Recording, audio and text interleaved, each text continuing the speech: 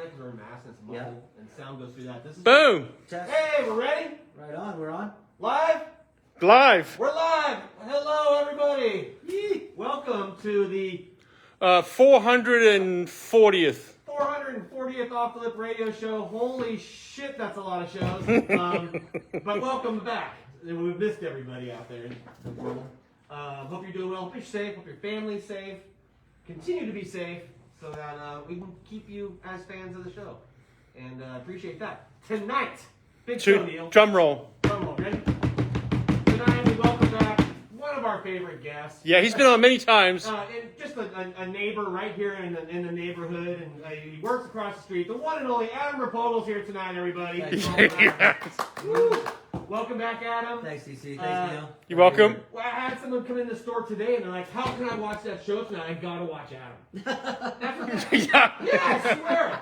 I'm like, holy fan Oh club. my God, was it my mom? No, it was a stoked local server Right on, that just right wanted to hear what you had to say. Even your kids wrote and said, "We want to see Dad. We want to see Dad on the show." Oh, I doubt that. Hey, sure. Crying away from their laptops or Well, their, let's their start with device. that. How old are your kids now? 16 and 14. 16 and 14. Yeah, I got a couple daughters. Yeah, how they doing?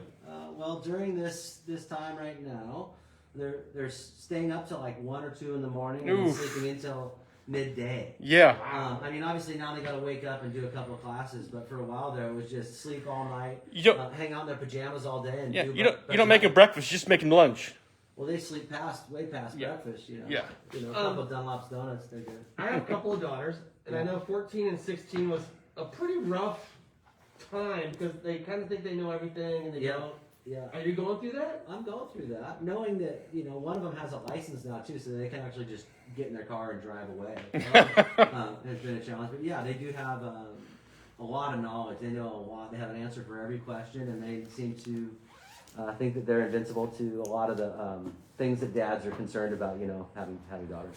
I remember when I was 16, I climbed through some girls' bedroom windows and stuff. Yeah. Are you dealing with that right now? Is Well, there now any of mine are actually leaving. They're going out their own door. You know, I unfortunately put doors in both my daughter's rooms, so they just walk out their door, or they just shuttle them in. They just open their. I go to sleep at 8:30, Terry, so I'm going to sleep early. Yeah. And so a lot of stuff probably is happening at about 11 or 12 that I have no idea about. Yeah. Better not. I'm not. You know, and a lot of times as a dad, you don't want to know either. You know, like Good if point. you find some stuff, you're like, hey, you got to get better at sneaking or be better at that. You know, dads don't need to find or know that stuff. You know. So you're just content going to sleep at 8:30 and just be 8:30. like, go for it. Well, you know, as the doors are locked, I do my best. You know, I obviously have the sensor beacons on, motion sensors, trip wires, everything in place. Mm-hmm. So when Ricky Bobby tries to bust in, I got him. And have you had Ricky Bobby bust in? You know, they're not busting in, like I said. I'm just opening the door, Dad's asleep. They're walking in, TC, Ah, Jesus. and they go right by. They steal the food from the fridge, and then they go to the bedroom. Are they scared of you, these little punks? No, you know, a lot of times they're actually pretty upfront and introduce themselves to me and come right at me. And no, some of the young men are really nice, you know. Well, that's good to hear. Yeah. Well, And it seems like this generation, and let's get right to that. Yeah. It seems like this generation of youngsters around Pleasure Point are good people. There is a bunch of good kids right now. There's big groups of young kids. It reminds me a lot of when I was younger and seeing the packs of kids surfing every day after school or surfing in the lineups together. Yeah, there's a great group of kids. And it doesn't seem like they're caught up in a lot of stuff that it will derail them. They're all pretty serious about what they're doing, and you know, a lot of them are going to school, and a lot of them are surfing real good. I feel that there was a period of time here that we had a real serious drug problem in Pleasure Point. Oh yeah, A lot of kids got sucked into that. Yeah. In mentioned fact, that. we have we have future coming up on the show. Jeremy Scribner signed up to come on the show. Gnarly. One of the, in my opinion, is one of the most naturally talented surfers Oh that my we've seen. God. I mean, That took sort of the wrong fork in the road. yeah, it's funny. Yeah, it's funny you mentioned him, man. I've been working with Flea right now, talking to a co-producer and a producer to do like a Hollywood-style movie. Not a Hollywood-style movie, but a movie made in Hollywood about our surfing social group up here and what had happened over a period of time. Wow, that girl's beautiful. And so we were pretty lucky, you know, where we had a lot of success, and then boom, like you said, it went really dark, you know, went really dark. And you know, Jeremy Scribner was right up there in that group of guys who was at the forefront of, you know, covers of magazines, sponsored, and then just derail. And the guy that's talking to Flea right now about this movie wants to get real actors to play real positions, you know. Like the Jay Moriarty movie, they had a bunch of guys that were Pleasure Point thugs, but that was basically Shane, Benji, Right. JP, all the boys that were hazing Jay, you know, everybody that we knew. So they want them actually to play those parts, you know. They want, and ironically, they mentioned to me some like, hey, do you still know some guys that were, you know, could have been, you know, went to wherever they wanted to go in surfing and still around? Well, yeah. You know, I talked about Matt Lansing to them. I talked about Jeremy Scribner. I talked about Roger Maris. You know, there's a lot of guys who, if they had wanted to, could have been really successful. Right. And that's awesome. You got Scribner coming on. That's awesome. Go back to Rim Partridge show where he came up with a list of surfers from the west side that even UTC. Well, there was a couple of them, yeah. That I was like, wow, I never even heard of this guy. That was an influence in his life. Yeah. Getting back into Jeremy, during that time, you and I were both. Yeah, we were working in NHS together. We were trying to really. Yeah. So I think we did an intervention. I mean, I'll let him talk about his own we story. will, yeah. We'll let him talk about his own story, but we did a lot. We tried, we really tried. And so that's, I think, is what the community aspect of it is. Yes. Well, I hope this project comes to fruition. Yeah, you know, I'm curious. Everyone has their story to tell. And our little surfing social group here in Santa Cruz during the early 90s, you know, a lot of us went to go do different things within surfing, had some success. But then that scourge came in, you know, and really sort of zapped a lot of people, sort of casted a shitty, like, tone on the surfing culture here for a while. And surfing was at a low ebb. There wasn't a lot of parents really stoked on their kids surfing. You didn't see big groups of kids surfing like you do now. So I think it took a generation of that scourge to sort of wash away for the, you know, obviously there's a new group at Pleasure Point. Let's just put it clearly, you know, there's a whole new, everybody, from the homeowners to the people in the water. Yes, 100%. So they've brought in a really cool vibe. You know, there's a lot of nice kids coming out of there. And I think once they cleaned up Pleasure Point too, with the, you know, making it a one-way and a pathway, it really sort of got rid of the riffraff. Right. I mean, they're my buddies, but they didn't feel good. They didn't feel good sitting down there at the end of 34th with mom and pops walking by with strollers and kids. Also, the riffraff matured. Well, you're dying off too. I mean, eventually your party becomes maintenance, and then you're gone because you got to maintenance your problem. Right. Well, and then what happened too is I feel like with Pleasure Point specific, there was a group of people that would hang out at the guardrail every day. A percentage of them watched the surf. Yeah. And a percentage of them watched the cars, and they were bird dogging people. Yeah. And what happened is that if you didn't go to work, you can't live here. Now, when a bedroom is $1,800, right? You can't live here and have that lifestyle anymore, right? Unless you're like a trust funder. Well, unfortunately, a lot of those kids weren't. And then you throw in the drugs and alcohol and the problems that came along with that, and it came straight from the top. We both know. If that movie comes out, we'll see. Yeah. The leaders of the pack were the ones that filtered a lot of this down to everybody else. Yeah. You know, it would be cool to hear. You know, I'd love to hear what Rufo says about his experience, you know, and what he did, and you know, Tashnik, and you know, all the guys at Peter Mel, what happened with them, and Flea. Well, Flea is just what a case, you know, as somebody that, I mean, him and I look at him and Nelly as two of my really close friends that have been able to turn it around like a 180, you know, who were in such a gnarly place, you know, and they were able to come back and do such good for the community. They've done such good for themselves. And so I think everyone deserves a second or third chance, you know what I mean? And so a lot of these guys that are sort of dying off now, you know, it's sad. I wish we could give them more chances, you know? And right. I'd love to see these guys around. We've had Flea on the show for the last 7 years. We've had Flea on the show like, 3 or 4 times? At least, and each time you can see it's just it's got better and better and better. Each time he comes on, time. He said something to me, or to us, I take it back, when he was here 2 weeks ago. He says, I was an asshole.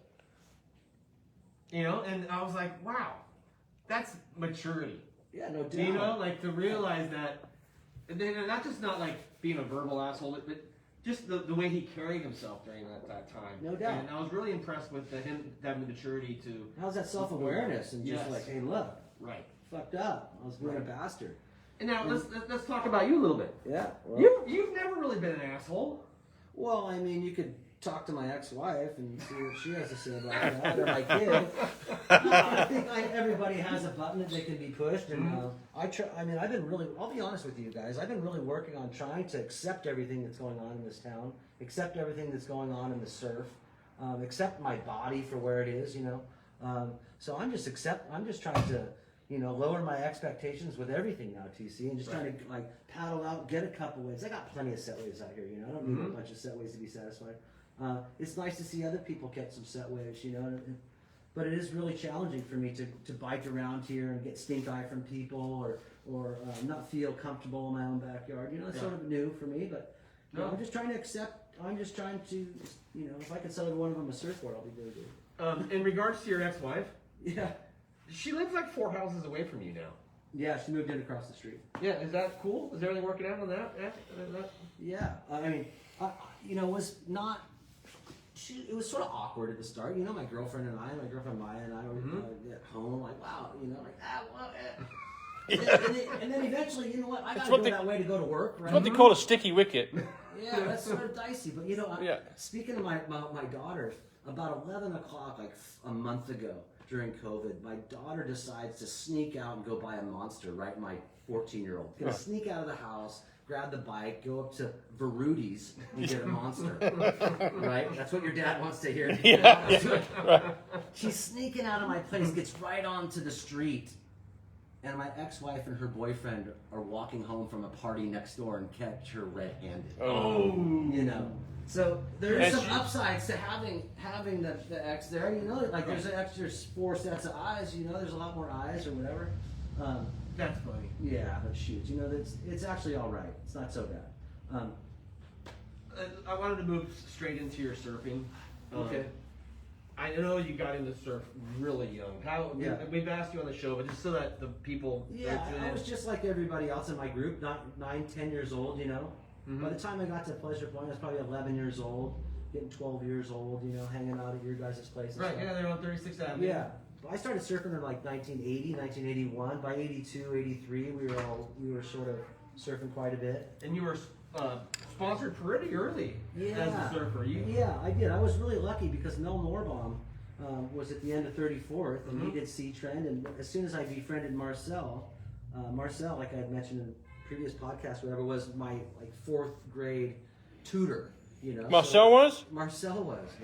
Oh my God! They showed him how to get to the first peak. Yeah. Okay, so he called. I remember Matt Lansing and I were sort of coddled by Marcel for a little while. Matt Lansing was a phenomenal surfer at a young age, a man child. Yeah. You have those kids that had sort of a man physique.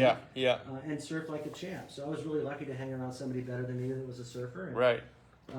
it was a lot of fun time. I agree because I feel like during that era, Matt outsurfed you. Oh gosh, yeah, by far. And Matt had already been surfing and skateboarding. Matt's one of those guys, sort of like Jesse Colombo, or the guys that can skateboard goofy foot, surf regular foot.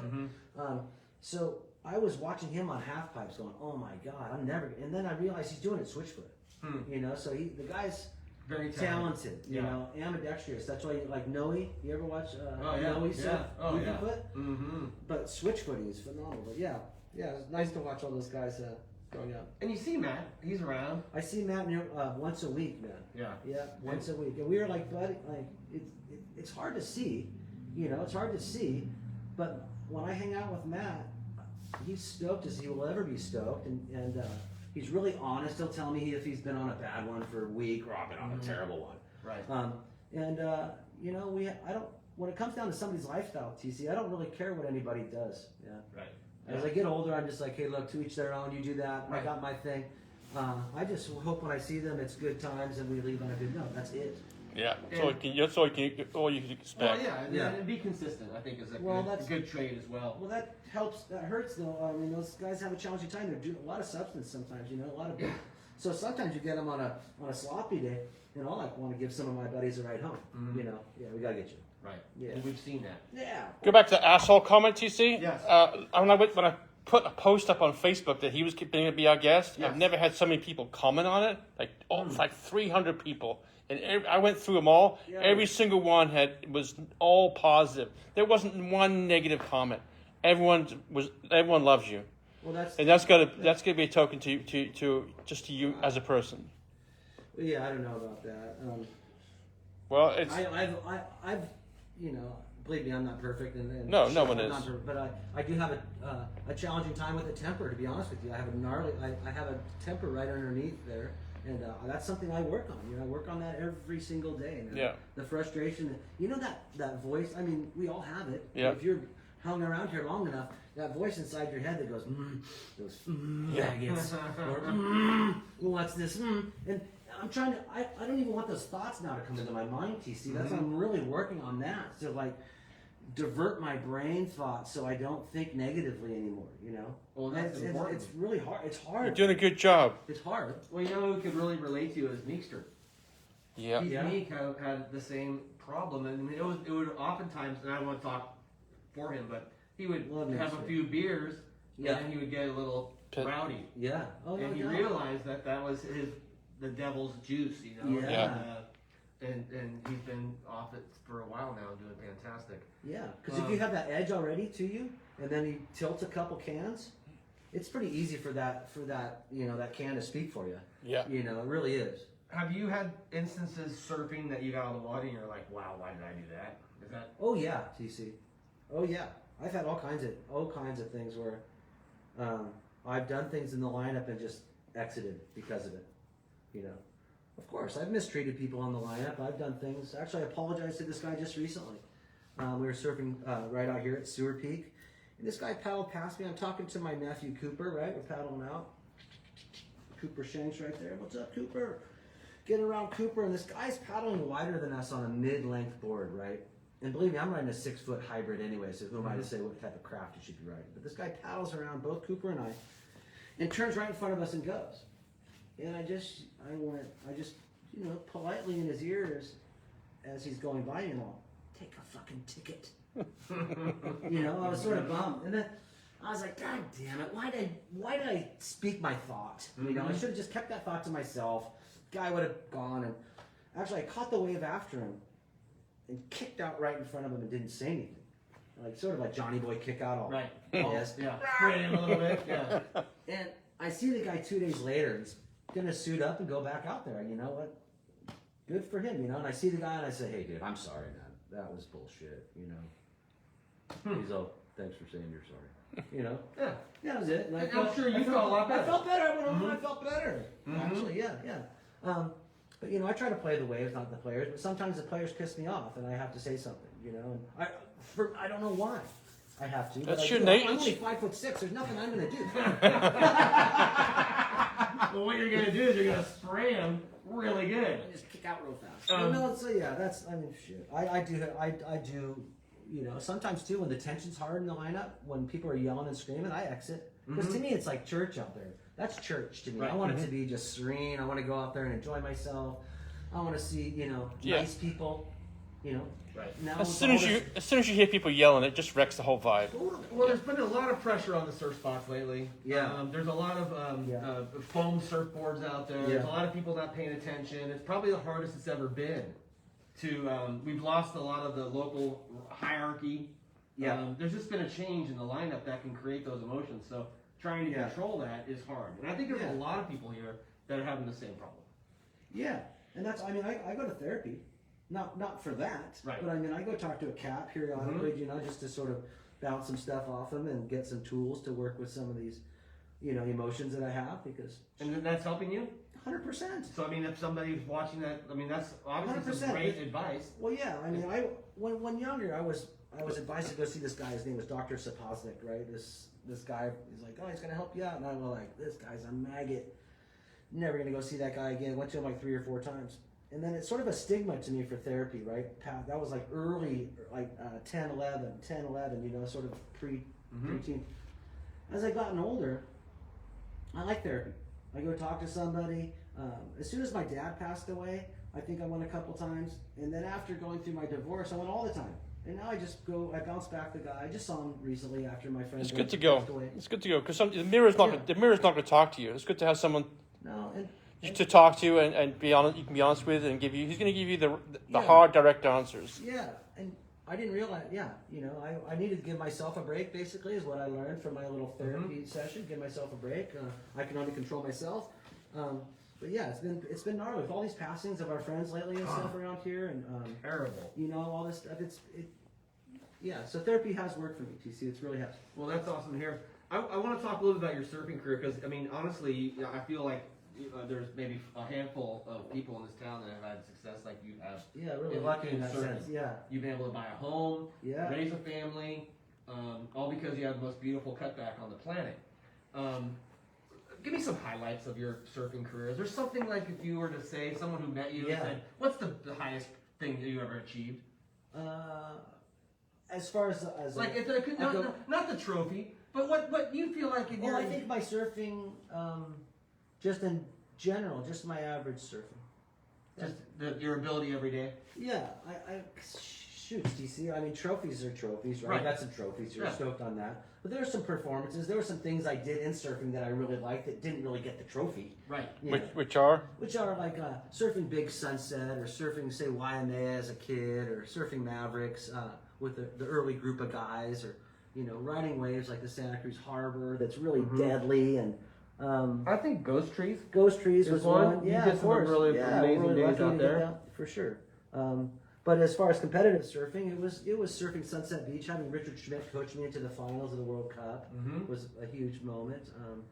You know, I got a 5th at J Bay. Really lucky with that. You know, I was really lucky to surf perfect J Bay with just a couple guys out. Wow.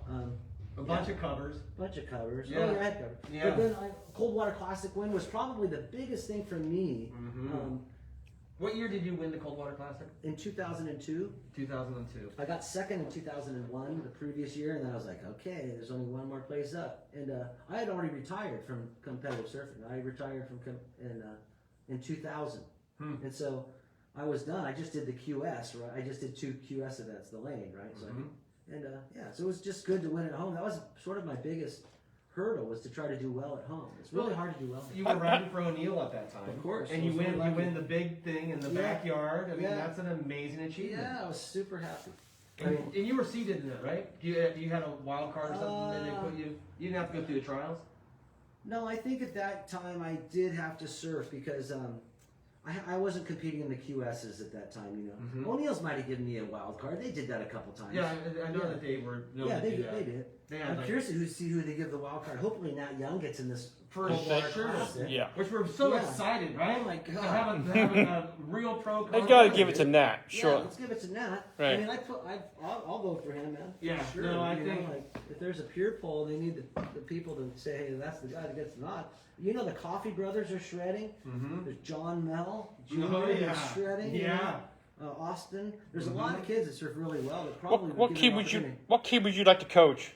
What for- kid would I like to coach? Yeah, let's say the kid for that event per se. Well, yeah. Richard Schmidt coached you. Who would you like to coach? Well, of course you want to coach the best kid, right? Right. Or the best person. Ironically, I got my phone here. As soon as I saw that it was on the map or on the calendar, Yeah. I text Kelly. I said, hey, Kelly, because we text periodically, right? I said, hey, man, I know you hate the lane, but I think if you had the right board, caught the right waves, you'd do really well out there.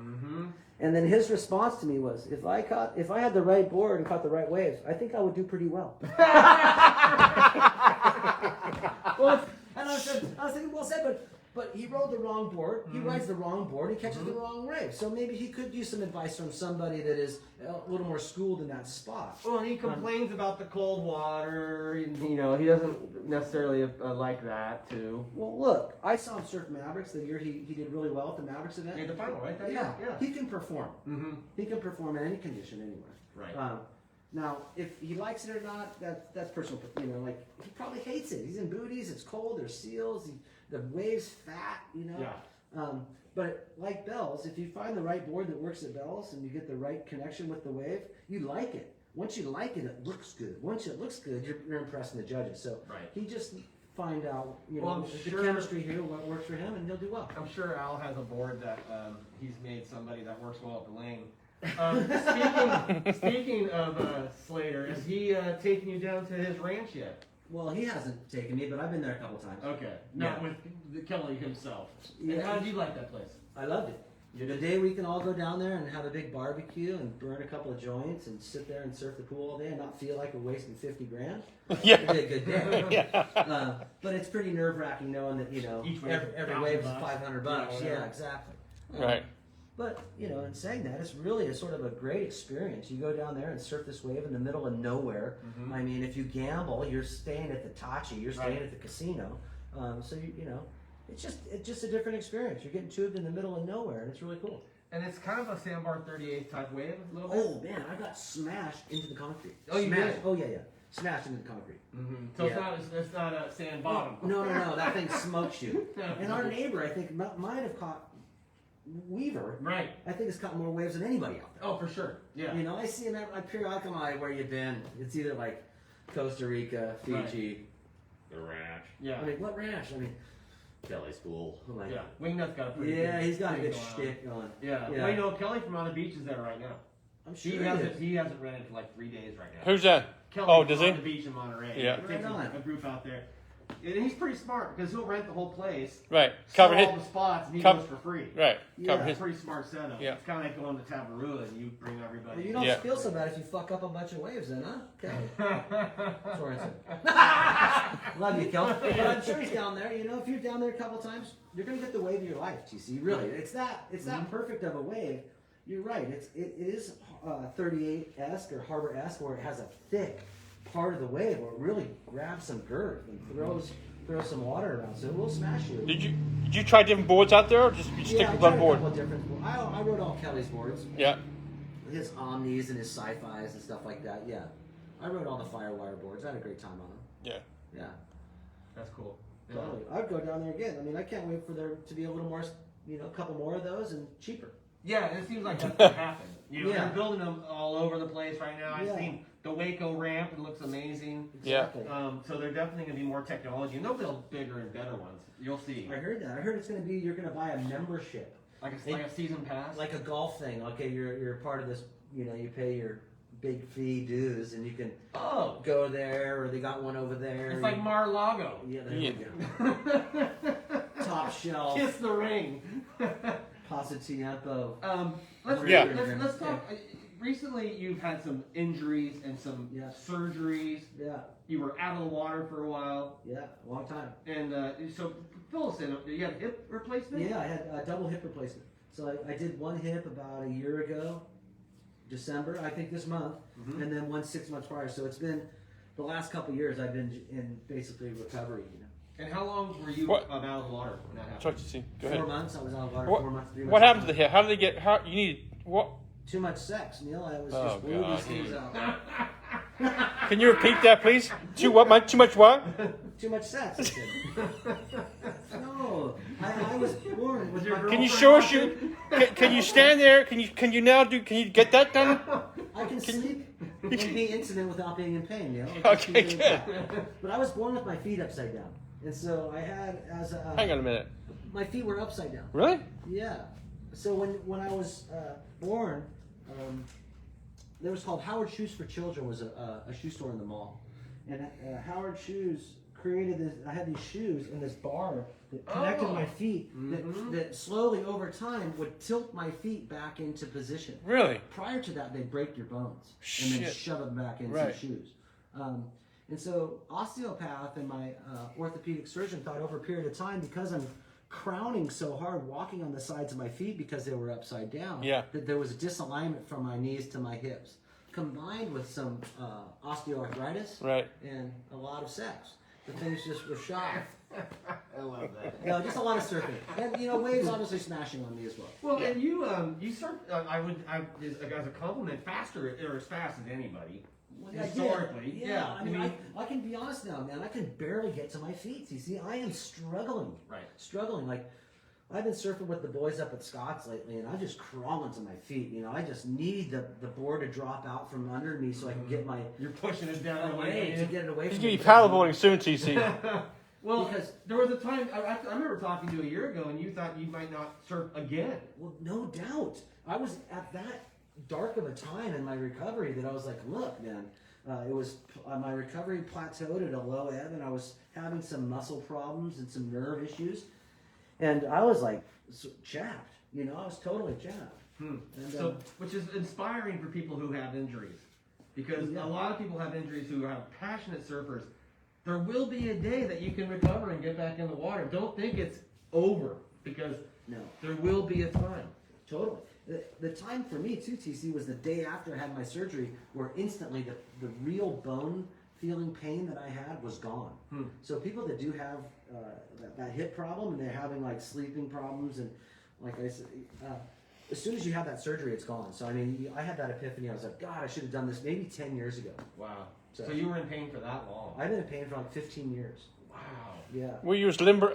Was you as limber after surgery as you were before? I mean, could you move around okay? And Yeah. They had me walking that same day. I had to walk to the restroom and take a pee before they let me out of the hospital. Right. And I did that within the same day. wow, Yeah. That's amazing. And no problems? They're healed up okay? Healed up okay. Things I've heard some horror stories about it. totally. Yeah. Man, my doctor, Dr. Eric Cohn, did a great job. I have a full Doogie Howser young doctor. He's younger than me doing hip replacement surgery. So I was really stoked. He did state-of-the-art stuff. right. And, you know, like any surgery to this like magnitude, there is a percentage of that something could go wrong. Yeah, You know. yeah, So I do have a little feeling that I don't feel. Yeah. I do have a little muscle thing on this side. Yeah. But all in all, I'm probably 95% back. Are you stretching and everything? You have to stretch every day, but probably I don't not. stretch too much. No. You know? Yeah. No. I started sitting in a hot tub. I mean, nowadays, if I have a sneeze, I go down to all fours. I might blow a rib out. Like, Yeah. I'm getting old. Yeah, you're not no getting old. I'm getting old. I'm staring at 50 in the What's face. the- I'm 49. What's the T-shirt you're wearing today Oh, this to is the show? Oh, There's the phone. ringing. Yeah, I knew it would. This T-shirt is my good friend, Robert Waldemar. Yeah, Yep, Wally. Oh, yeah. the Hang on, magazine let me. cover? Is that the Oops, magazine excuse me cover? about Yeah, that. Stockton Avenue, Tiltfoot. Pull that Wally. sign. Put that thing down, TC. There you Yeah, go. right there. Wally, surfing cover. And I brought VC and Barney. In Both Ashmore. VC and Barney. Can you open that up? Well, no, you want to do his nose? You want to tag him? Full Keith Richards right now? You're roping your dad? No.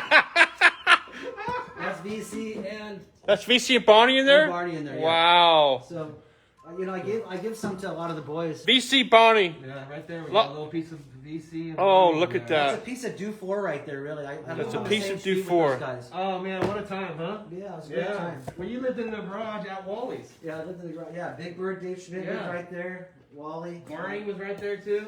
Barney was there. George Yeah. Harper, Vince, and then Josh Loya and Nate Acker lived across the That's street. right. Spanky. That was and that goes back to what we were saying. That was like the glorious time of the swan song of the Santa Cruz surf community, sort of. When you Yeah. could live a block from the beach Yeah. and be a poor surfer. Well, yeah, you could have a night job, work at Zelda's Mhm. 5 nights a week, cut tips in hand, get your paid on every fortnight, every 2 weeks, and then you could surf all day long, Right. working at Zelda's and have a place at Pleasure Point. So true. No doubt. You know? I did 3 shifts at Freeline and did some ding repair, and I lived 4 houses from the beach. No doubt. Tony Roberts and Wharfie were flipping pizzas at Pizza My Heart, Mm-hmm. you know, living in the dream back then. Right. You know what I mean? Like, yeah, so obviously it's gotten a lot more expensive. Yes. Jesus Yes. Christ. No. And I'm so thankful. I know you are too. That we even got a slice of the pie here. Your Yeah. your best Barney tail. My best Barney tail? Yeah, When we were in Western that's got to be difficult. Well, Barney, when we were in Western Australia one time, Barney, I was with Flea and Peter Mel and all the boys from Santa Cruz, and Barney slipped into a manic episode after Galley won the Margaret River Masters. He beat Aki in the final, Nicky Wood, all the big boys, and he slipped into this bipolar episode, and it was like a Twilight Zone. We were all in this movie, and Barney was the main character, and it was literally like we were in a Hollywood film where he was doing somersaults or gymnastic routines, you know, sticking like stinky fish in his pants and stuff, and just doing crazy stuff. Wow. Is that the trip that you had to put him on an airplane and send him home? Yeah, that's when Pete and Flea went home with him. Mhm. Galley and I stayed in Australia. Peter and Flea flew home with him, and they had to like watch him the whole time. It was- Yeah, Yeah. I mean, just living with Barney. I mean, just living next door to Barney. It was Yeah. just a constant. It was a constant, you know. I remember one time waking up after, I don't know what we were doing. We were having a good time, but Barney had turned a juniper hedge into a bonsai tree. You know, he had this beautiful little hedge that sort of separated me from Wally and Dave Schmidt. And he was over there with shears, and he just chiseled it into this perfect bonsai with his little. It looked like a poodle tree. You know, it was awesome. But he was really creative like that. I totally miss him, man. I totally miss him. Well, and you guys had some amazing surfs together because you were both pushing the big wave surfing. Yeah. And, you know, Barney. At the same time, Barney was way ahead of us in the sense that he had gotten a cover shot when we were in high school. He was already Puerto Escondido. Yeah, camera board like Sonny Miller, rest his soul too. Like he was already like Barney wasn't. He was the best character we had, you know, and people caught on to that. His surfing was secondary to how much of a character he was, and then his surfing really ramped up. His creativity caught up with his ability, and he started doing stuff that only his imagination could bring him to do. And Right. I think it really influenced a lot of people that are doing those flips now and all Right, that stuff. right. Yeah, Right. He was way out there. way out there. And like crazy wetsuits. Buell's making them crazy wetsuits. Oh and yeah, I mean before anyone else was, you know. Ryan definitely had a lot to do with those hotline suits. I mean, obviously Barney influenced and Ryan made those things. but He was sure. 30 years ahead of his time. Yeah, and so was Buell too. In that sense, I mean, look what. Right. I'm sort of I'm tripping on how. You can say what you want. That guy's been in business for a long time now. You know, Buell's been around for a minute, and Do you remember- he's a player here. Barney came on the show. You weren't here, TC. Yeah. And you know who my guest co-host was that night? It was Buell. It was Buell. Yeah. It was Was it Buell really? and Barney on the show. That was the Somebody's show. calling TC. We're gonna pick it up. We're gonna talk to him. Do you think? Santa Cruz boardroom. This is TC. You're on the show. We close at 6 o'clock tonight. We're doing a radio. Just want to let you know we're at the Santa Cruz You're Boardroom live on the Skate radio Shop. show right now, by the way. TC's on the radio. Lauren, TC's on. It's our other store. She's seeing what time we close. Oh, there you go. Yeah. Look at this beautiful store. You're on the show. Is there anything else you need? Our guest tonight, the one and only Mr. Adam Replogle. You. So. Is Barney part of the new movie? Is he Oh, in yeah. this? Is he? Oh gosh, I'm sure. Yeah. Okay. Good. Yeah, you might have to cast a guy that's going to play him. 'cause Who would he's be? not Who would around. play But- Noah? Yeah, Who would play his? Who would play Barney? I don't know. Wegrich? I don't know. Do you remember where you were when you heard about Barney? Yeah, Richard Schmidt told me at the hook. He pulled me over. I was pedaling down, just surfed the point, and he must have been doing a lesson out of privates or something. And he pulled me over, and he was ghost white, and he told me that, you know. And I just went to my house and drove straight to his house, straight to Quizzo's house. And I got there. Everyone was there that morning. I saw two sheriffs. One of the sheriffs I knew. And I said, "Fuck! I can't believe this." You know, I couldn't. I wasn't really registering yet, and I went and had him open up the bag, and they showed him to No. me. Yeah, Wow. and Oh. yeah, I couldn't believe it. You know, he was too much of an alive person for me to, and so yeah, and I helped carry him into the coroners thing with the boys. You know, we carried him on. But it was the most shocking day. Anytime you hear the news of that, you know, Right. it's Well, we sort of like, just did it with Benji. Yes, This week I we mean- lost Benji Jameson right here at Pleasure Yeah. Point. I mean, and that shocks me to the core too. You know, Our paddle outs are way too often, right? yeah, there have been happening a lot. I noticed Yeah. there's sort of a pattern too to life and death here, and what you do in between. And it seems like people's lifestyle can really dictate how long you last around here. you Yeah. know? And yeah, so I just pray people are. I mean, pray. I'm not even a religious person. I just hope people are doing well by themselves, even during this COVID thing. Because I know people are getting depressed. They're Right. sitting at home. They're not doing anything. They're not with their family. So yeah, I think just talking. Especially to the older people- generation. That's who I'm afraid for. Is Totally. the older, the older generation. Yeah. It's hard for them.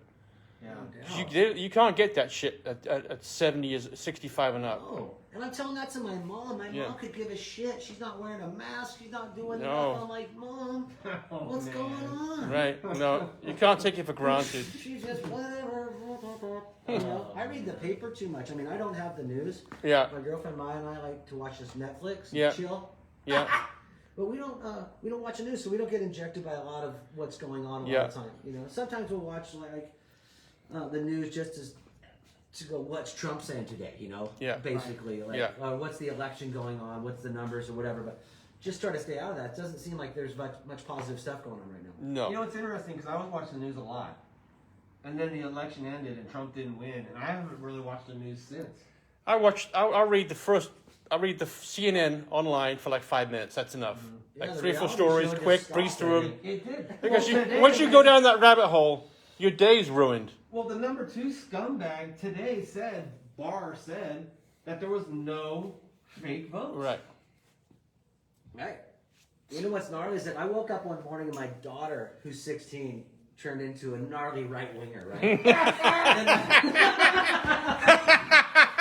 and I like to look at myself, somebody in the middle, that judges character on the person and sort of, I'm a people person, so I like to see what the person's saying. But my daughter just had every bullet point down, every little shtick, every little stat that Trump had thrown out in the last couple of months, she had down. She's drinking a Monster? Just fake news, rigged. Just, Oh my God. I can't tell you how stoked I am now.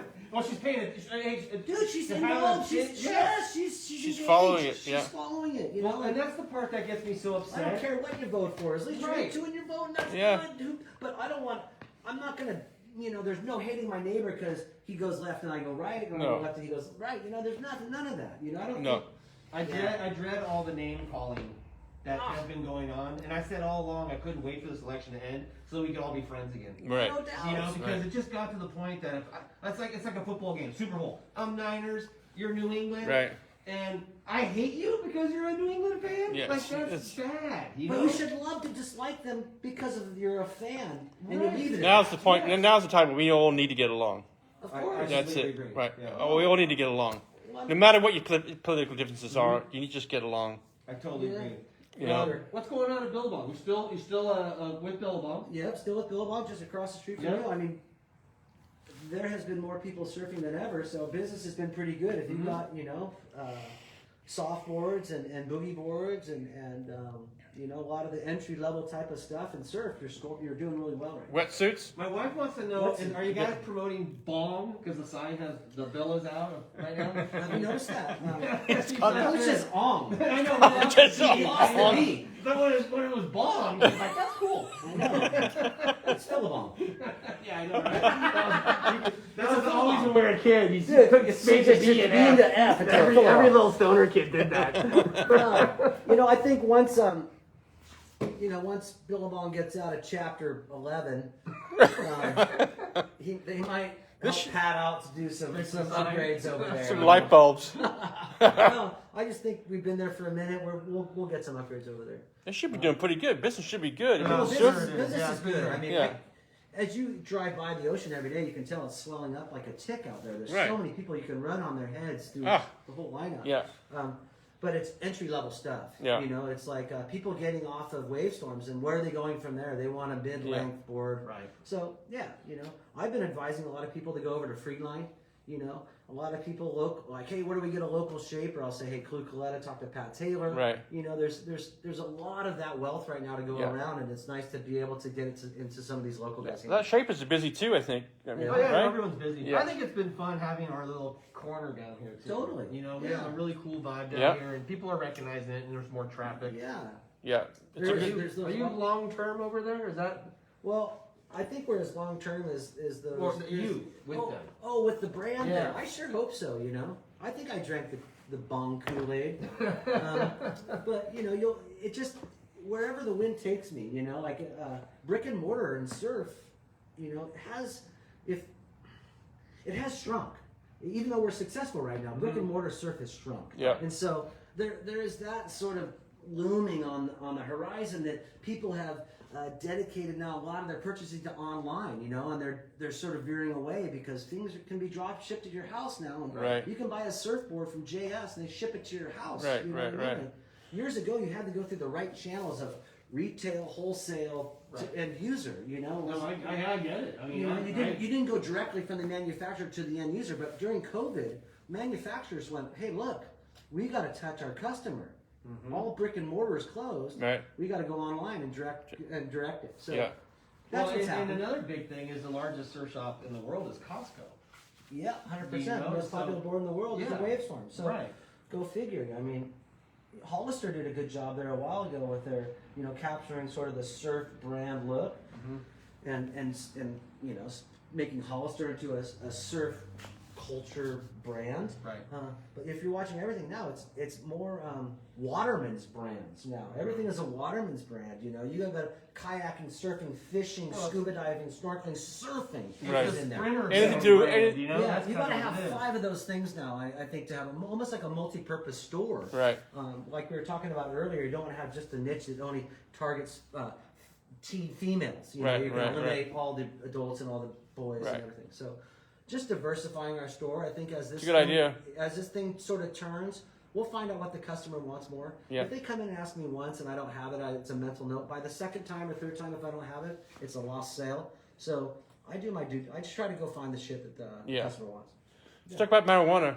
Well, let's talk about weed. I love weed. Let's talk about weed. I love weed, man. Yeah, I love weed. So You're still working with Wave Rider Nursery. Yep. Yep. I work with Drew and Dwayne and Brandon and Connor and those guys out there. Well, and we had them on the show, and people who are watching, you can watch. Don't you remember that show, podcast. TC?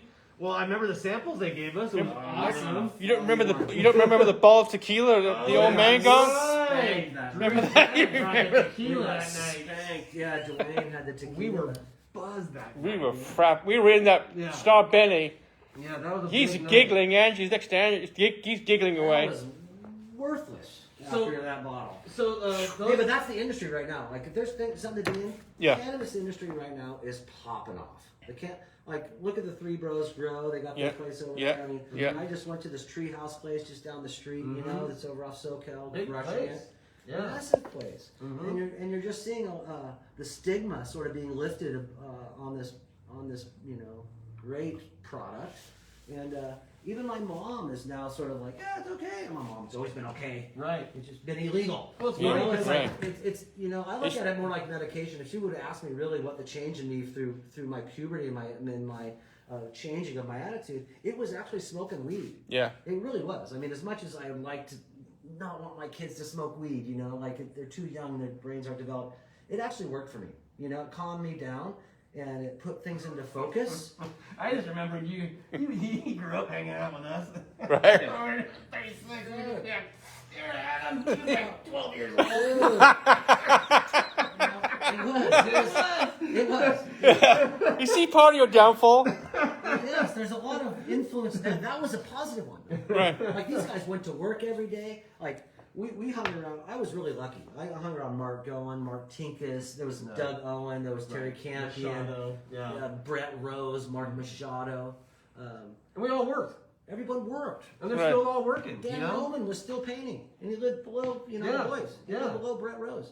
No, and all those names you just mentioned are all people who are doing well today. Pretty Yeah. healthy and Yeah. doing good, you Totally. know? So Yeah.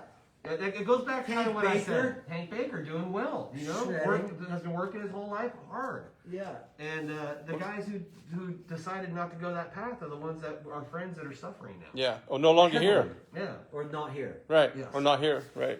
And so there's a time to pull the bootstraps up, and the guys who figure that out are the ones who really have success down the road. Right. That's important. Yeah. The sooner you figure that out, I think the happiness is that much closer. Because there's a lot of maintenance too to be. Hardcore is poor. Right. Like, these guys are hardcore Yeah, guys, very but they're poor. fucking poor. You know, there's not a lot of security in being poor. And you know, in the weed thing, anything to keep people off pharmaceuticals Right. is my theory. Dude, you anything know? And what do you- what is your- Coors Lights. They ravaged our town. You Dude. know? Right. Yeah. I mean, And what are you doing? What are you doing for him? For Wave Rider. Right now, I'm doing a lot of their strain reviews and stuff. Okay. So I'm testing a lot of their product out and then telling the public what the cause and the effect, Right. and trying to add some humor to it. Yeah. Because to me, like in marketing, I like to see, I like to laugh, and I like beautiful women, right? So if you want to sell something to me, show me a hot chick or make me laugh. And Right. So I'm trying to make Oh. people laugh because I'm not that good looking. You're not that. No. You're not. Well, and you put together a surf team. We put together a little squad. We got Noah Wagrich over there representing there, Wave Rider Nursery, and nearly everybody that works in there are surfers. I mean, I don't want to salt the guys out, but the guys that work at the front door are surfers. The guys that work, yeah, they're all surfers, and they're all older generation surfers too. Guys that we've looked up to as surfers in this community. So it's really it's nice to be a part of something like that. You know, it's so interesting you mentioned Noah, because is Noah maybe the most underrated surfer in our town? Noah Wagrich? Yeah. Is he? Well, yeah, there's no more rating. It's almost like we don't. Remember, we used to look at a magazine and sort of be able to judge how much a brand was really into their writer. Like, how much are they promoting this guy? Now it's like your own social media sort of is your magazine, and you're showing how much your sponsors are supporting you by how much you promote them. Right. But he seems to be doing a pretty good job. Now, being rated, I don't think he's rated, but underrated. Underrated, yeah. Completely underrated, phenomenal surfer. Been a surfer, a really good surfer for a long time, but there's just that many good surfers out there. Right. So, Yeah. I mean, obviously amongst his aerial crew, I'm sure he's right up there in the top of them. But right now, there's no market for pro surfing. Pro surfing seems to have, like I heard Nat Young is actually like taking courses at Cabrillo. I don't know if that's true or not, but I heard he was taking business courses. So, Well, it's hard. You know, think about this. There was a time 15 or 20 years ago where there was 12 people in this town making $100,000 a year surfing. yeah. Oh, yeah. No doubt. You know? And that's a big number. Right now, how many surfers are making $100,000 a year off of surfing? Oh, maybe a couple. Yeah. There's probably 2 people here that make that much money. One or 2. Yeah. That's a big difference. To see that number drop like that. Yeah. You know, Maybe just one. Who would that be, you think? Somebody like that. Yeah. You know, like I saw, John Mel and one of the Coffee Brothers today didn't have any stickers on their boards. You know what I mean? So there's just not a lot of support like there was. But you're right. There was probably a handful of guys able to make a nice living. Yes. And then also able to buy houses. Like Replogle was able to buy a house. Right, but you think surfing's one of the sports that we can do, right? In today's world, Yeah. surfing, mountain bike riding, or whatever, right? Skateboarding. Yeah. You would think those companies are, that's like Nike, who supported tennis and soccer and all these other sports, are now going to direct their efforts towards skateboarding again, surfing again. They've already tapped all the dollars out of it. Those things are like topped out. It seems like their marketing budgets to what they can do now with these companies is like, they just get one rider now and just blast them everywhere. They don't need regional riders. They don't need all these little guys. They just got to get the best guy and spray him everywhere. Right. That's what happened. And then They didn't want the best guy in every town. They just wanted the best guy. Right. yeah, and it's where years ago you needed the guy in the backyard to shred. You know, O'Neill's needed to have 4 guys at Pleasure Point, 3 guys at the lane. Right. On salary, Right. you know, just to be able to have your presence in the lineup and have the best guys in the lineup. It's just not like that anymore. Well, it also goes back to what we were talking about, how the buyers get that product. It used to be you had to go into a Neil Surf shop to get it. Yeah. And now that's not the case. No, you're right. Yeah, and so that's what changed. Is that the channels. the purchasing channel changed. Is he seasoned, TC? He's becoming seasoned. He's going to be 50 years old this year. Yeah, No, 50 in just- March. The oldest Let's Rom in Santa Cruz. kick it forward so that he is. I think he's time. Well, we could ask our secondary question. I think you should do both. Do both? Okay, so let's Yeah. we always ask our season, guests a question, and it's interesting to hear their different answers. And we've done this. Okay. Let's say maybe 50s is kind of the break point of that. The first question of the 2 is, what was your favorite decade and why? 80s, because it was the most influential. It sticks out the most. There's a lot of screenshots in my memory that are very vivid from that time that I still think about. I always say the same thing too. Right? I'm with you. Right. Well, you're from that whole. Yeah, well, no, I was there too. Right. Yeah, we saw it. And do you remember, or do you have in your head your favorite day surfing? Yeah, I do. It was Can you called the Day of Dreams. We surfed Mavericks. We toe surfed Mavericks 20 feet, 25 feet, and then went straight down into the bay down here where there's a couple smokestacks and got 10 to 12 foot beach breakaways. Same day. Same day. Yeah. Both towing days. Yeah, both towing days. And you broke your leg. Yeah, I Towing broke. in. Yeah, I broke my ankle. Broke and dislocated my ankle, tib fib, and then broke my. Where? At Moss? Yeah, down there. Yeah, down there. And you had the board rotated and your foot didn't come out or something? Exactly. Is that what Board happened? stuck in straps and just pirouetted. Do you hear what happened to John Ferreira? No. John Ferreira compound fractured his tib fib last week and came through his wetsuit and everything down in the bay too. Oh. Wow. Yeah, but it's pretty common. You know, I guess people that ski, it goes right where their boot is. Yeah, sometimes. yeah. But yeah, John Ferrer yelled at me one time. I You're was lucky, man. surfing That's down like a there. rite of passage. No, he just He actually likes you if he yells yeah, at he you. went way out of his way. No, he went way out of his way, pumped on the shoulder to spray me and then yell at me. And, Yeah, he likes you. and then about a week later, he got bit by a shark. You remember that? Well, I remember when the shark did. I was like, I got a "Huh?" funny story because John and I we hassle each other like Mhm. brothers. I went and saw him just a couple days ago, right? Brought him a bunch of weed, right? Because he's in pain. Excuse me. And I brought him some cannabis. Yes. And one time I caught John. I was down in the bay surfing with Richard Schmidt, and we're tow surfing down there. And we get up to my car, and there's somebody waxing my car. And I get up there, the guy doesn't even stop waxing. And I start reading what he's saying before I even let him know who I am. And I see it. He's writing "jealousy sucks." So I thought that was pretty cool. That is so funny. Yeah. But I think if John yells at you, man, he sort of likes you. And, Yeah, no, it was a good. And if you leave, he did what he was supposed to do. Well, the funny thing about that is when I was building the surfboards, he was riding a board that I worked on. Right. Dude. It was pretty funny. Yeah. And But so, you know what? It's funny. Like as I get older, I appreciate these cats even more. As you mentioned earlier in the show, you know, from Vince or Wally or these guys passing away, it's sort of changed the dynamic in the water. We used to benefit from people like that because they would keep the checks and balances out in the lineups, so you knew where you stood. You know, this is a black diamond run. You're intermediate or you're entry level. You need to go down there. You know, not always done nicely or diplomatically, but did it enough so everybody heard it. right. You know. Well, Everybody. I would always use the name, and this is so many people in Pleasure Point don't know this name. Pat Quigley. Oh God. Pat, Knee. he was a kneeboarder. Right. He was a big dude. He held down Sewer Peak. Yeah. If he didn't invite you when he was out there, you just didn't get a wave. Yeah. Right? Well, I wouldn't even go out. So my group of kids, unlike the group of kids now, we didn't even get near the lineup. They called it pingies or pangies. We didn't go beyond that. Yeah. They kick out in our face, you know, and let us take the scrap on the inside. You go anywhere near that lineup.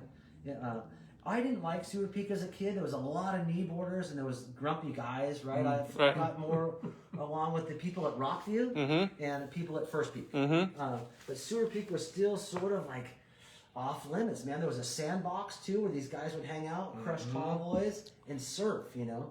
And if you And were in 3 there- times a day. yeah, they surf Yeah. all day. All day. And the king of the whole scene Right. was Pat Quigley. Yeah. He was the king. I mixed mud for him one summer at Bob Barber's house. He did tile, and I wasn't hardcore enough for him, man. He would flip the half a bucket of mud that I barely pulled up with 2 hands out the 2-story window. Like, boom, boom, boom, bouncing before I even got back down there. And, yeah, And he was a big, strong he's a brutal dude. guy. I think yeah. he moved to Maui. Yeah, or something. I think he's in Maui, yeah. All those guys, the Petersons. Remember Lloyd? Oh, yeah. You know, Stacy Madsen. I still see him periodically up the coast, but yeah, it's just sort of a dying breed of guys that were running the show there that were Well, enforcement. Hey, You know the you difference, too? better say hi to Josh Lawyer's watching right now. Whoa. Oh shit! Yeah, Lloyd. I want to have him back on the show. He talked about called me a week ago about this blind surfer that That used sounds to, cool. used to live in Santa Cruz, now living in Southern California. It has the same name as him. Huh. No way. Yeah. Josh Lloyd, blind surfer? Yeah. Nice. So I'm trying to get the both of them together. He's trying to get his. I wonder if he has Get a it. spot on his face too. Funny guy. I love Got a Lloyd. Josh Lawyer memory. I think he's only wiped out once at Mavericks. And the guy had a perfect ratio up there, man. Yeah, we watched him for years not fall. Ever. Not fall. Ever. Right. Like, and amazing surfer, man. You speaking underrated. Yeah. Guy's a phenomenal surfer. Underrated guy. His off the lip Was so was quick. it was just a snap. Snap. Yeah. Loya had the best. Big, snappy, loose snap, man. A lot of board above the lip. Yeah. As a kid, it was him and Brian Kilpatrick. I remember they were 2 buddies. We all had C-Trends, and I think he might have got on some Schrodels after that. Remember when Schrodel was last year Yeah. too? With, anyway, Loya's the man. Now he's a shredding fisherman, huh? Yeah. Boat captain. I think Yeah. he's running a whale watching boat. I think Yeah. Loya's doing that. I get some fish off him periodically, man. It's killer. Come on, Josh, come back on the show, buddy. We miss Yeah, you. we'll get him back on. Yeah. But he was the one guy. Remember we wanted somebody to talk about Titans and Mavericks, remember? Oh yeah. We couldn't find anybody. Nobody tiptoed around. Yeah, nobody would talk about Titans and Mavericks. No one. Yeah. Josh goes, oh, I'll fuck. I'll come on down there. And in hindsight, He did. everything that we discussed on that show with true. Josh Lloyd came true. Right. Everything about the Titans deal. That was unfortunate. Yes. You know, that sort of fractured a lot of the boys too amongst I know. amongst No, each there was other. a lot of problems with Yeah, that. there's a lot of riff in that. But Which side you were on? It was Yeah. kind of like politics. totally. Are You you know? you in the world tour? Or are you in the group? Exactly. You know, so Yeah. Think there'll ever be a contest up there again? I think there should be. I don't know if there would be. It'd be rad to see somebody like O'Neill's take that over. Mhm. You know, I think that'd be a nice event for a local event. I liked it because when Jeff ran it, he really tried to support the community by having the Boy Scouts come in and do parking and have them sell food and Yeah. Yeah, fundraising. you got the town. He had the town involved. Yeah, and I think Right. that's the if I was, I would hope if that event happens again, Yeah. it is really for a community event Yeah. and not to make millions by having $1 billion camera film it. No doubt. You know, Yeah. I mean, and bring it back to what it should be. It's all Yeah. about the community. So I think that the town should benefit from that sort of stuff. yes, Yeah, for sure. I And the totally local. agree. What else we got, TC? Well, I was gonna say, so it's great to see that you're back in the water. Yeah. Yeah, it's You good. say you're 95% physically. How about your surfing ability right now? Oh, I'm probably like 75%. You know, I'm just cruising. Do you have waves? You're like, hey, I still got it. Oh yeah, I buck some arcs every now and then. Mhm. I'm like, wow, that felt pretty good. To me, it's now the feeling. TC, like I can go out and get like one wave in the sesh and feel good about it and be content about the sesh. Right. Not need 10 waves. Right. Yeah. And do you still have your Paradise surfboard? Yeah, I do. I You sit do? on my Paradise. Do you ride that once in a while? No, it's messed up, but I had Steve Coletta make me one just like it that I ride. Cool. Yeah.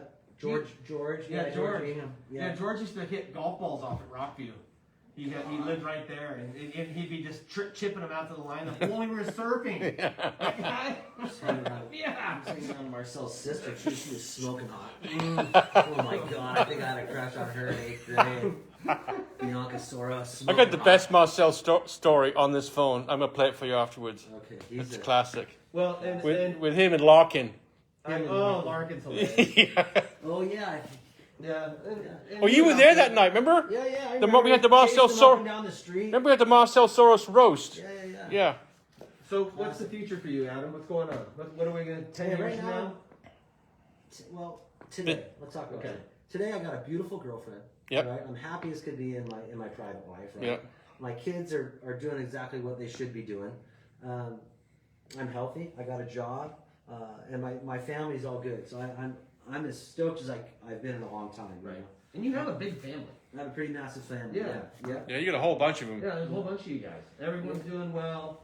I mean, not all of them, but Mhm. you know, when you got a lot of siblings, there's bound to be a couple. Right. I just lost a brother about a year and a half ago Mm. from this drug epidemic that's going on, you know. Mm-hmm. And then I have another brother who's homeless down here right now downtown. Wow. So, you know, and then I have siblings that are in law enforcement. You know, I have Mhm. siblings that are nurses. I have siblings that are Jake- green thumbs. Jake Ainsworth, right? Yep. He's a good lad. Yeah, he's a good guy. Right But on. yeah, so I have this, you know, mosaic of family, and I think that's what sort of scares me about having more kids.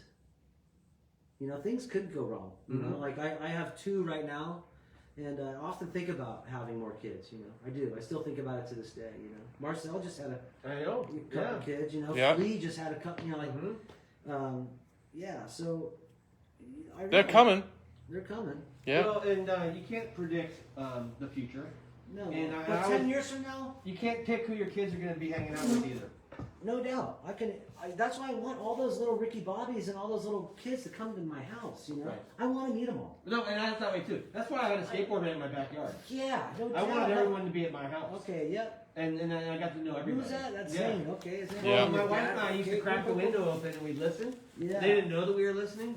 Just and- be a fly and- on the wall. Oh, and because what happens is that little kid you think's a good kid, he's a bad kid. Yeah. And that little shy kid that you worry about is Yeah. actually the good kid. Yeah. You know what I mean? You really learn Yeah. when you crack a window and listen, they don't know you're listening. Yeah. It's pretty interesting. Yeah. Totally. And so, but yeah, and then 10 years from now, let's go 10 there. years from now, I hope to be spending a little, maybe more time in, say, like Mexico with my girlfriend, surfing with Steve Coletta. Mm-hmm. Yeah. I'd Why love not? to be trying to maybe get out of this race that we're in here and sort of change it up a little bit.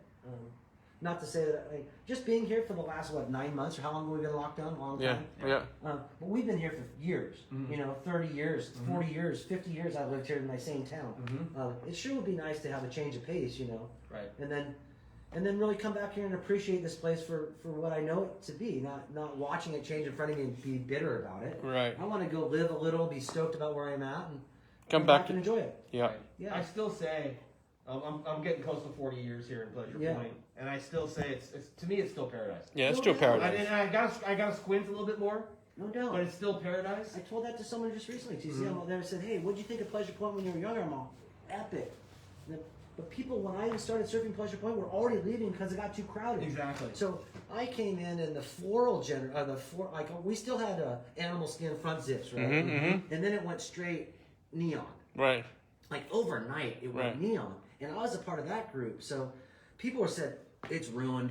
We're leaving. So, but to me, it was as good as it got. Pleasure Point was the most beautiful place I've ever been. It was magical. It was magical. That's why you said the 80s were the best. Yes. Yeah. And now the kids that are growing up think the exact same thing as we were thinking. This is the best place I could ever be. It is. This is exactly where I should be. This place is paradise. They don't see that it's packed. They're on their bike going surfing. They don't see that there's a line at New Leaf, or there's two belong of a line at Bed Bath and Beyond or Whole Foods or nothing. They're just like.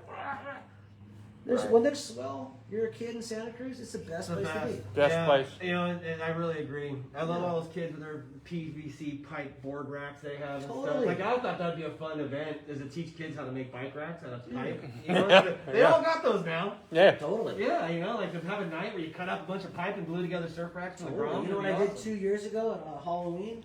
I taught kids how to toilet paper and how to break pumpkins, smash pumpkins. Nice. And I had like 20 pumpkins at my house, and I let kids smash, and I had like 20 rolls. People just hop rolls over my house and smash pumpkins. Because we all want to do that. Oh, for sure. Yeah, I still want to do that. I gotta tell the audience this quick story. For a long time, my house on 36th Avenue again, wayward world travelers would come and just fall on the floor and sleep. Yeah. And this guy, Paul Chi Chong, he was a New Zealand Maori Indian. Oh, God. And he showed up surfer. Right. And he showed up, and it was around Halloween. Yeah. So we went to my friend Eric's house, and we were going to carve pumpkins. So we had a pumpkin carving party. So we all carved these elaborate ones. He took forever. He did this amazing pumpkin. All right, good night, everybody. We're going home. He took one step out the front door and smashed his pumpkin on the ground. And we're like, what are you doing? He goes, that's what I thought you did. Because in New Zealand, the only thing he ever saw about Halloween was smashed pumpkins in the street. Oh, God. So he thought that you would carve them and then step out and smash them. And that's what he did. Yeah, it was amazing. That's awesome. I've loved that ever since. That's a Yeah. great It's an American story. tradition, actually. It very much so is. Adam, it was great to have you back. Yeah, Thanks, likewise, buddy. guys. Nice Yeah. to be here, guys. Thank you. Thanks to you. I mean, you're such an icon in this community, Yeah. and your surfing ability. No, you represent yourself Yeah, you do. as a first-class human being. Yeah, you Oh, really yeah. do. I mean, and like Neil said, when he announced that you were going to be on the show, so many people responded positively, and Yeah. and everyone I think feels that way about you, and you've been such an asset, and everyone's so proud of what you've done with your surfing, and how you continue to shred. And I still say you have the best cutback. There's a thing of beauty. So. You knew who had the best cutback was Chris Green. Oh yes. The Bear had the sickest Oh, cutback. He did he really? Oh yeah, no, Twin Yeah. fin. cutback. Same, You know, Dan Denovan. Jim Donovan did? Jim Denovan would do 360s and spin down the line like faster than anybody. Big Jim. Yeah, Yeah, big he was Jim. great. Yeah. It's funny. You see, sometimes Chris Green comes into your head, then a minute later you see him. It's really weird. I don't know if it happens to you. You don't think He's about like it. Beetlejuice. You don't think about it. He shows up. Right, you don't think about it for 6 months. Once you think about it, next thing you see him biking down the street in half toss somewhere. Totally. He just came by my house. He picked up the wagon call. He wrote the wagon call. Oh yeah, no, it's amazing. He wrote the wagon call some years ago, 2003, and I had an original version of it. And he came by and picked up his wagon call because he announced his sobriety 17 years ago, saying that his experiment was done. Everybody rest assured, it's going to be all right. Yeah. But now he's sober as a judge. Good. I don't know if you've seen him recently. He looks healthy. He's Okay, healthy. When he wasn't sober, he went to your house one time, Oh, dear. and he was all wasted. And what's he do? He gave him a Mavericks video and said, "Go down to TC's and watch it." That's what he did. And so The next thing you know, Chris Green's knocking on my door. Ah, he's got some snot hanging out. Dude, he came over and he put a collage of surfers in my refrigerator and took my 6-pack of Coors Lights. I knew it was him because the Coors Lights were gone. And there was No one steals Coors Lights. nobody leaves you. Yeah. But by the Certain way, pictures just, are like. I'm going to grab this picture while we're on the spot. All right. Real quick. Look at the great photo. Oh Oh, yeah. yeah. that Grab is- that photo. That's a good photo, TC. Here we go. This is the group above me. Yeah, this is an awesome shot. This photo right here is basically about 1980, maybe 81, right? Yeah, maybe the 81, that Yeah, C-trend thing. C-trend, yeah, about 81. 81 maybe. And here's Chris Green over here on the end. Steve Farrow passed away. He was a great kid. This is the Manchester brothers right here. Couple of them. Yeah, 2 of them. And then Paul Marino, who was one of the real early big wave chargers from Santa Cruz. Look at the wetsuits on the roof. Wetsuits on the roof, Right. broken boogie board, a bunch of surf wax. But this is OG Pleasure Point. I think that's the Manchester's backyard on 37th Avenue, it looks like. That's a cool photo. There's like 13 of them. Yeah, they had like a chicken coop backyard. But what a great photo of some classic Pleasure Point history. If you want to come right see there. the photo, it's down here at the Santa Cruz border to stop on by. And this Chris Green on the end, Yeah. he had this photo and I bought it off from for $5. Did you really? Yeah, Yeah. And Steve's sister, she brings her kids in here to say hi to Steve. Check that out. Yeah, to say every once in a while they come in and Very say hi. cool. Yeah, so good stuff right there. Good stuff. Yeah, come check it out here. Santa Cruz border. Hey, TC, how many skateboards do you have in here? Normally we have 2,000 skateboards for sale. 2,000 for sale. Yeah, that's the Yeah. normal number that we try to run, and then we have maybe a couple hundred on the roof in the museum. Yeah. But we have 300 complete. That Mr. Radical. Kevin Reed, yeah, we got Mr. Radical back there, yep. But that Hout one right there is money. Yeah, yeah. That Hout skateboard is money. Yeah, no, there's actually 5 of them back. No, 4 of them. I see those ones right there, yeah. Yeah. The flames and Flames, stuff. yeah. And then the helmet is Kevin Reed's helmet. Where'd you get that? Believe it or not, Randy Brown bought that on eBay. And I got a picture right below it that Ted Terrebonne took of Kevin Reed wearing that helmet. Has he tried to threaten you to get it back He yet? came in one day and he's like, "That's my helmet, I heard." Yes, he did. He came charging in here. Kevin Reed did. And he goes, "That got stolen at Winchester Skate Park." And he was super pissed off. He's like, "That helmet, my skateboard, and my bag got stolen at Winchester. I want it back." I'm like, "You're not getting it back." Like, no, Kevin. Here's a 20. Here's $40. Yeah. It's pretty funny. But Randy bought it on eBay. He brought it over. He goes, "Do you recognize this?" I go, "Yeah, I recognize that. That's Kevin's helmet." Yeah. That's insane, Old yeah. flyaway helmet. Very neat. That's fun. Yeah. So. Yeah, this is a little museum in itself, TC. Isn't it? Yeah. Well, Neil, future shows, what do we got coming up? You got Josh I Lawrence? got Josh Loy, hopefully. Yeah, we got Lloyd We Lloyd. got, well, I asked him on the show. Let's hope he replies. Loyal again. We got Congressman Panetta. Oh, Jimmy I'm Panetta. working on that with Rich right now. Awesome. Got a bunch of music coming up. Got the No biggie, just the congressman. bunch of coming music. on. This No is biggie. Congressman. A bunch of shows coming up. TC. Oh, December's booked, and January we're working on I January. know we have Jeremy Scribner coming on. Right. Oh, right on, that's awesome. Right after Christmas. Yeah. And I talked to Jeremy about it, and it's going to be, I'm hoping a very inspiring show. Because doubt. it's going to be from riches to rags to recovery. No doubt. And I'm He looking took- forward to that yeah. show. So He took many roads.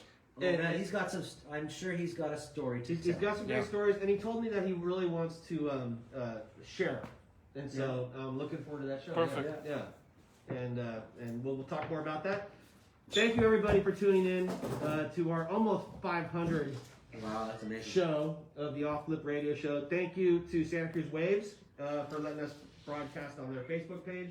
Let's knock out some sponsors real quick. You got Steph Lutz from EXP Realty up the street. Check her out on Instagram. It's Steph, lowercase Lutz, lowercase Realtor. Great gal. She's was the president, well, still the president of Santa Cruz Waves. Surf City Sandwich. Want to thank Fake from up the street. Yeah, big. SurfCitySandwich.com. Good sandwiches in town. Merch for socks. Got him on. Got my mask on too. Come on. Yeah, look at that. I got the point now. The merch for socks. Those are nice. Chill Out Cafe. Where they Roll the fatties. Chicken the Boredom Chill Out Cafe, Beach Nest Vacation Rentals. No better folks to call rent a house here in Santa Cruz at beachnest.com. And you know what, John? Thanks again for letting all the fire victims move into those vacation rentals during the fire. Very So cool. good job. Pizza on Aptos. You gotta get in there. Steaks and Manuel's. What's your favorite one down there? The Carlita sausage pizza. Of course it extra large. Shit. One pie, one man. One pie for a week. Shit's good. He's got cheese all That's over. what I him. say. He hasn't even gotten home Santa yet. Cruz Core and Rehab. Thanks, Jason. I'm going to be there for Thursday for massage. It's still open at Santa Cruz Core and Rehab. Aloha Island Grill. Thank Numa. From Aloha Numa. Island Grill. Down Yeah, the street. Numa. Get food to go at 479-3299. The listening snack. Now's the time. The water's cold. Listening snack. Get your custom-made Surface earplugs. Those Gore-Tex ones, huh? My ears are going faulty again. Gotta get drilled again? I don't know. I'm going to have to go see Dr. H again. Who else am I missing? The Wave Clock. Can see it over there. Great Christmas present, by the way, TC. Not a lot of money for your fisherman or your surfer or boater. Great Christmas present. I bet they make a small one you can put in a Sprinter van. Why should I skinny that? Phenomenal. Here, what I have one today. I have no idea what it was, but it sure tasted good. Rogue pie? Thank you very much. Where the hell's my rogue I pie? keep forgetting. God dang You've it. been to my house. I know. I think I should have stole one. My house and didn't I get know you it. got a freezer of them. God damn. Roe pie. Sean Rovi from Five. Hold everything. I told him the other day, I go, Sean, we did an advertising show, and we spent like, what, I don't know, 10 minutes on all our sponsors, and at least another 10 on him alone. So, I should be charging him more. Sean Rovi, his insurance guy, who's a great insurance agent. He's surf Great. and research. Yeah, he's a beaches guy. Yeah. But he's got a anklet bracelet that scares off bull sharks. Bull sharks. So What's bull sharks gonna do around here? That's our question. We don't have bull sharks here. I know, but We he have wears big- an anti-bull shark bracelet. He thinks that just because it's shark, it's going to get rid of the great whites. We want, and I think it looks like he's like a felon or something. He has a bracelet on his ankle. Want to thank Left Coast Sausage Works downtown in Capitola. By the way, I went down there on Sunday and saw Josh and got a hot dog. It was great. It Yep. was good, huh? Yeah. Damn. And also his coffee shop. Yeah, actually, look at this. What? Hang on. Stickers? I got one. I got it in my pocket. I just saw it. Daily Grind Coffee and Bottle Shop. You can get coffee and beer right down there That at one? the, what's that? Mercantile, right? Uh-huh. In Capitola. Oh, and then here's the other one. This one's cool too. Well, that's Jimbo art. Oh yeah, it is. And also, the beautiful gift store down the street here, Root Stock Collective. There's a few people in the boardroom. Unbelievable stuff in that place. Christmas is coming. Go shop there. You know what? If anybody, shop local. Don't give you freaking money. What's the gal's name who opened that up? Her name is, what's her name? Oh, jeez. Shoot. I forgot. I just put him on the spot. She's so nice. They got cool stuff in there, TC. Yeah, she's from You got- Florida. Yeah, I went they in there got and cool took a stuff tour. in there. Yeah, Yeah, it's It's great. nice in there. Yeah, it's really nice. What's her yeah. name? Electricity. Mm-hmm.